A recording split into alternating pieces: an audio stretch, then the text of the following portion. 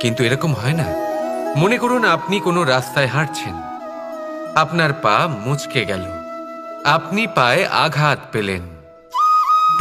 এখন এই আঘাত যদি আপনাকে পথ চলতে বাধা দেয়, তখন আপনি থেমে যান।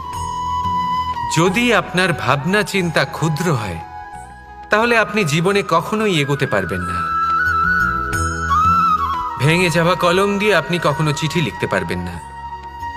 ঠিক সেইভাবেই যদি আপনার মনে অন্যের জন্য হিংসা থাকে, তাহলে আপনি আপনার নিজের ভাগ্য লিখতেই পারবেন না।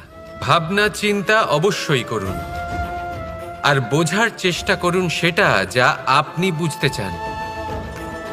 হতে পারে আপনি এমন কোনো পথ খুঁজে পেলেন যার ফলে আপনি কোনো খারাপ পথে যেতে যেতে থেমে গেলেন, বা আপনি এমন কোনো অর্থ খুঁজে পেলেন যা আপনাকে মহান হবার পথে